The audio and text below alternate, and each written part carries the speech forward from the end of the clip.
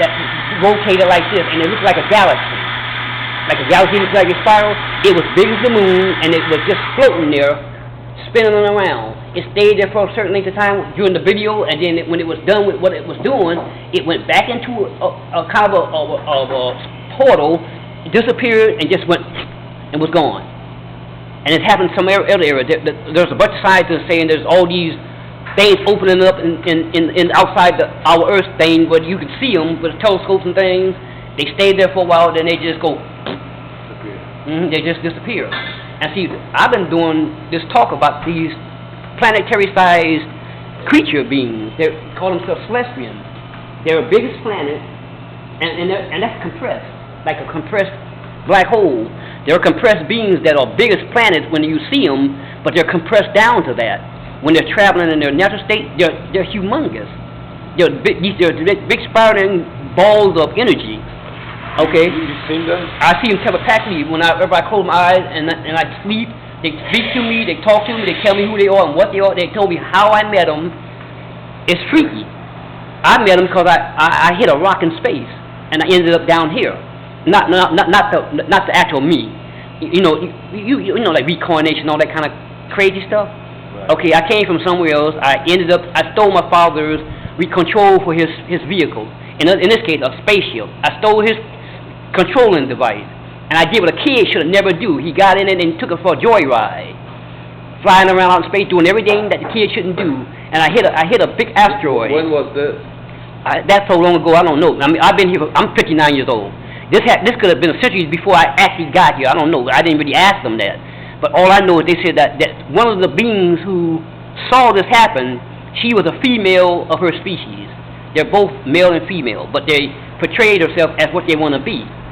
She was female. She saw it happen, and as a female, as a mother kind of thing, she freaked. She saw somebody getting hurt, and I died. Okay, but when you die, your soul leaves your body. And so here's the soul of a child in space floating around out there. He's freaking out. He's totally spazzing. So she did the unthinkable. She came out of her dimension telepathically with her energy, and she sent a spark to me, and she calmed me down so that I could go on to the next life, that kind of thing. So when she did that, she put a spark in me, and I went where I was supposed to go, because I was now calm enough to let myself go where I was supposed to needed to be. And in this case, I ended up down here. So a spark of her came with me, and she lived in my So you're conscious. 59 years old in this planet. And this planet, but back there, I could have been 1,000 years old. I could have been a 1,000-year-old kid, because these people were what you call long-lived. They could live thousands of years. And even if you're a kid, I might have been 1,500 years old just as a kid. And these beings here, the big things, they're eternal. They call themselves. So you have. You're related to them? No, I'm not related to them. I'm only somebody they took pity on as another living life form. Because like I said, I was freaking out, and she, even though they never interfered in anything, she came out and she calmed me down and sent her thoughts with me so when I got here, I was able to get to Earth. Now she lives inside my Do they talk to you? Yeah, they do. What language is that? Well, if I spoke like them, I'd probably break my tonsils. But when they translate it into my thought, it comes out as English, because they're brainiacs. In other words, all they are is energy in a brain. They're a brain. They're not a body. But when they take their form, they look like this. Because I'll put it this way: we have shopping malls, we have grocery stores, we have food, we have water, we have all this stuff. They live between the stars in space. What is there out there besides that? They don't have all this junk we have. All they do in their dimension is they take forms that they use to amuse themselves. They look like this because they want to amuse themselves. In their natural, they're compressed, but in their natural form, they look like a big globe, a big sphere. If you saw them, you would see a big sphere with all these oscillating things that look like eyes, but in reality, they're just a big sphere, and they project themselves as this. Do you think one day they're going to come and invade us? No, that's not their plan, because think about it. Right now, I'm telling you about this thing about what they saw that big thing come out of the hole into this universe. And if they wanted to invade us, what would be the point? What would they want here? They're bigger than this thing. They're not violent? They're not violent. I mean, they don't kill anybody. They don't hurt nobody. They've been looking at our universe before dinosaurs were. They were here before the stars were there. They lived out there before there was even a universe there. They was in that place where everything came from. Everything we see comes outside and is spewed into this universe and becomes solid as planets, stars, and all that.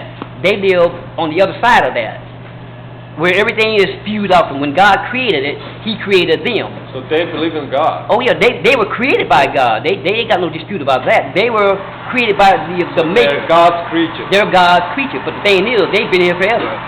They've been here. God's been longer, but they've been almost to the beginning of time. Because when God created everything, He created something the first thing He created was something so advanced that, well, it was just. Well, I ain't gonna say godlike, because they're not godlike. They're just these advanced beings. God made them, He made us, He made everything. But He made them on the other side of the universe, and they're not supposed to come out in this one. Human beings, like, they're violent, but they're not. No, they're not violent. See, human beings, they wouldn't come here for one reason. They're compressed. Their energy, their mass, and they're like a black hole. If they came in this universe and got near this planet, in their full tactile form, this planet would probably get flick. It would be like you flicking a fly. It would knock the Earth out of the... There's a lot of them? Oh, there's billions and billions of them. There's many of them as there's grains of sand on every beach and on every planet. I mean, because a celestial can have a baby, and the baby won't be born for hundreds of thousands of years. It's not like a 12-month pregnancy. It's just phenomenal. I mean, they explain all this stuff to me, but now... How they survive? They eat the energy in space, the oxygen they make by taking the atoms and molecules and constructing what your body needs. They're immortal. There's never been a death in one of them since they became existence. Wow. So they're just there. I mean, I'm still trying to work through all this stuff. But this is good. It stayed on there. But anyway, people of the YouTube, or I'll call you tubies, look at this stuff, look at what's on the web page about these portals open up, and you say, you be the judge. Tell yourself, listen to what I said, and then listen to what they're saying about things opening up out there.